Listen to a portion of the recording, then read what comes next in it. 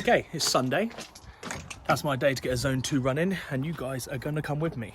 And we're going to talk about what I wish I knew before my first Hyrox. Look at this, check it out.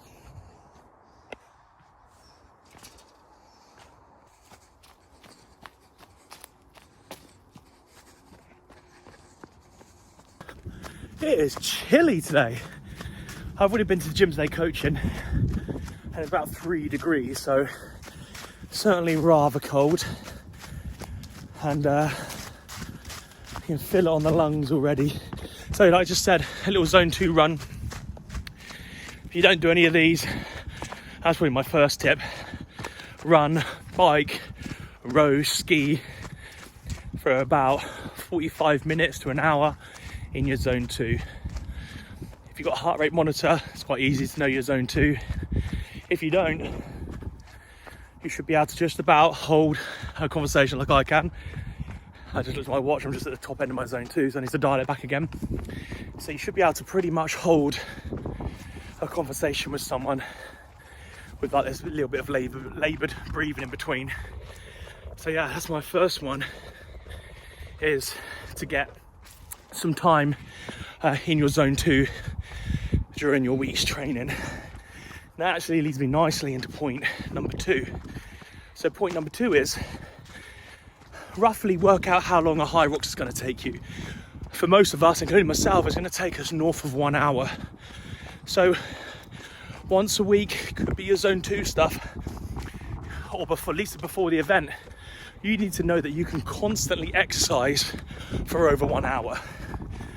There's no point going to the event and the longest workout you've ever done is 25 minutes long, when we know 99% of us it's going to take an hour. I think the average time is like a 1:25 for guys and probably like a 1:35 for girls. And also if you're in pairs, it's going to be around that time as well. So just making sure we understand and that we've got in our body over 1 hour worth of exercise. So next up, really the only thing you can get stuck on in Hyrox, so your limiting factor or the bar to entry, is being able to move that sled. Moving that sled, they're pretty heavy. Without a doubt, it's the most challenging part for most people of a Hyrox is pushing that sled. So before you go and do your first Hyrox, just make sure you can push that sled. Get yourself over to a CrossFit gym. A lot of regular gyms now have a bit of turf with some sled. So just make sure you load up the sled with the correct weight for your category. All different categories have different weights. And you've been able to push that sled. Like I say, if you can't move that sled, then you can't complete that exercise. And you end up missing that, which isn't the end of the world, and you'll just pick up a bit of a time penalty there. But everything else you know you can do. You can at least do one wall ball, you can at least do one walking lunge before you need to take a rest. The sled is black and white. You either can push it or can't push it. And if you can't, don't worry. There's lots of different exercises you can do to build up the strength to be able to push that sled. If you can get stronger in your back squat, if you can get stronger in like a split squat and basically develop strength all through your lower limbs, next time you come to that sled, it's going to be so much easier. There is a bit of technique to it. You'll see a lot of guys, and you'll see in some of my videos, how low down on the poles we grab will make a hell of a difference. If you're too high up on the poles, it will nose in a bit and you end up pushing the sled into the ground. Obviously, if you're too low, you can't get in a great position. And it'll depend on how tall you are as an athlete, but I'm about midway on the poles. I'm going to insert some clips in here so you can see where I am. And yeah, enjoy that one. It's a tough movement. I really like it now. And it's great to train for around it. So remember, to get better at sledge, you don't just have to do sledge. So don't worry if you don't have one at your local gym. Just get stronger on your squat, get stronger on your split squats, probably your deadlift and any sort of other hinging movement. Just develop that power in that position, and that sled will be so much easier. That's point number 2. You have to be able to move the sled to get through your Hyrox. Okay, so as most of you know, Hyrox is 8k worth of running. So that's over 50% generally of the full time you spend at Hyrox are going to be running. So you've got to get out and do some mileage. there's probably two type of athletes generally, or we're going to put you into two camps. You're either a runner or you're like a gym goer. So the runner, you've probably had experience running consistently for over an hour or completing an 8k, and you're not too worried about that, okay? You're probably more worried about the stations, so you should be focusing on your strength element, okay, to get better at the stations. Then we've got the gym goer, CrossFitter, who our whole life was spent on the stations, pretty strong, with some very little time out running. So we need to bias our training to our weakness. So for me, I'm spending a lot more time out running than I ever have done, because I know that's where I lack. And the runner crew, so if you've been running your whole life, you know, you do all the 5k, 10ks, all that sort of stuff, you probably need to be devoting a little bit more time on getting a little bit stronger for this event. Again, you can take it as serious as you want. If you're just doing it to survive, then make sure you've travelled at least 8k under your own steam, unbroken, before your first Hyrox. I think that's a really good place. If you want to thrive, the runners out there who have done 10ks and stuff, I now want you guys to be able to travel 8k at a decent tempo, okay? And obviously then go and work on your strength stuff, so when you get to the station, you're not totally battered. So that's the next one. 50% of a Hyrox is running. You need to get out there and get running. Okay, next tip is have a structured training plan. Don't just wing it every time you go into the gym and just do something like Hyrox simulators every time you go in. So every time you go in there and you're throwing the wall ball, smashing yourself up on the row, smashing yourself up on the run and bits and pieces like that. Have a plan going in.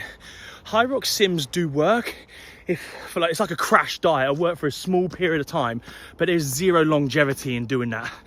Okay, so if you're 12 weeks, 8 to 12 weeks out, get yourself on a training plan, okay? They will structure it, they will build you up, they'll then tape you back down ready for the event, and they will cover everything you need to go, rather than going into the gym and just winging it each time you go in. If you want to join me on the training I'm doing, I get programmed for a guy called Rich Ryan out in the States. His training plan is Reinforced Runner. I'll put a link below. I get no commission, I'm not affiliated anyway. I just really like his style. It suits me. I'm 38 years old and I can hang on with the volume, okay?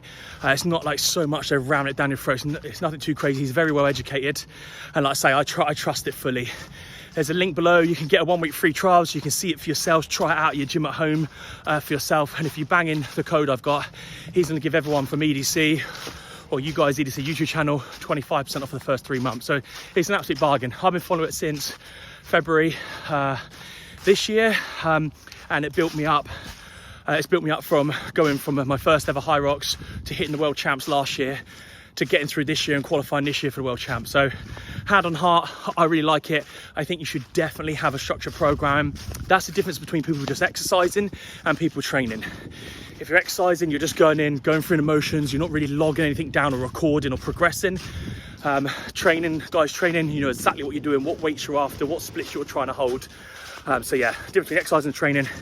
Get on that training plan or any others, link is in the description below.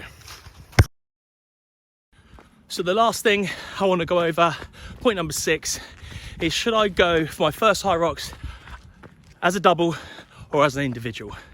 My first Hyrox I did as a double. I'll link the video here. You can see how I got on. I sort of go through the whole process of that as well. So give that video a quick watch. I'm so happy that I did. The doubles is so great. If you don't know the format, it's the exact same as an individual, apart from you share the stations however you like. You split that work up how you like. So you still have to run the 8k, you run together, you'll come into the stations, and then you can split like the ski erg up how you like. You could do 200 meters each, 250, 500s. You can let your partner do all the work if you want. It's totally down to you. And then you go out for your next run together. So I did a doubles. You have to walk here, heart rate's getting jacked. Out of zone 2, make sure you stay in it. Yes, I did doubles. I really enjoyed it. We flew out to Munich actually for that one. It was amazing. We had such a great experience, a great time over there. So I think that's such a nice way in. And then from there, if you want to stay doubles, stay there. It's a slightly different feeling. It's definitely more high intensity, followed by those periods of rest where you get on and off the row machine or swapping in and out of the burpee broad jumps. but I had to scratch the itch. I then went individual and just see what I could lay down as an individual. And now I really like that individual format. For me, you're just right on that threshold the whole time. I spoke to my guys here. I felt like I was on a knife edge the whole time. If I pushed any more, I'll tip over and blow up. And I didn't want to go any slower because I wanted to position as high as I could. So for me, I really enjoyed both. So have a look, see if you can find someone roughly the same sort of fitness level as you. You don't want to have someone vastly different, because if not, you'll either be dragging them round, waiting for them, or they'll be dragging you round and you'll have a terrible experience. So someone roughly the same fitness level, get yourself some doubles, that'll be great. We got a whole herd of us heading down to London next year in April, May, that long weekend we got then. So if you're down there, we'll hopefully we'll catch you there. So lastly, have you got any tips or tricks you wish you knew before your first Hyrox? If you have, leave them in the comments below. You'll be able to help out someone else potentially going to their first Hyrox, and or inspire people. My last video, we got so many different comments of people around the world, loads of guys from the US who are there getting involved for their first one, all the ages, getting there and just applying this process to their training. And then these guys getting some great outcomes at the end, which is so cool. So if you've got anything you wish you knew, it could be about nutrition, hydration, your watch, trainers, anything like that, bang it below, because it could really help someone out. Guys, if you like this video, please give it a thumbs up, a share and subscribe, because all that stuff helps the algorithm, and it'll just push to more people who, might find this beneficial to their first Hyrox. Anyway, like I said before, next event for myself will probably be London, April 2023. Sounds crazy saying that, doesn't it? And everyone else, enjoy. Hopefully I'll see you around the Hyroxes around the country, and I'll chat to you soon.